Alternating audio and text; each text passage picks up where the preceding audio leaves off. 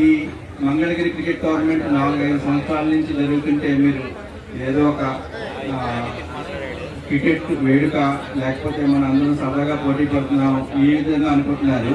కానీ లోకేష్ గారి యొక్క కృషి ఈ 4 సంవత్సరాలు చేసిన తర్వాత ఈ మంగళగిరిలో క్రీడలను ఎలా ముందుకు తీసుకెళ్లాలన్న ఆలోచనతో ఇది చేశారు. దీని ప్రతిఫలంగానే మంగళగిరి నుంచి ఆంధ్రప్రదేశ్ టీంలో ఒక ఏపీ సాయి రాహుల్ అని మీ మంగళగిరి నుంచి, అలాగే ఒక అమ్మాయి కూడా పావని అని చెప్పి మీ మంగళగిరి నుంచి ఆంధ్ర టీంలో వాడుతున్నారు.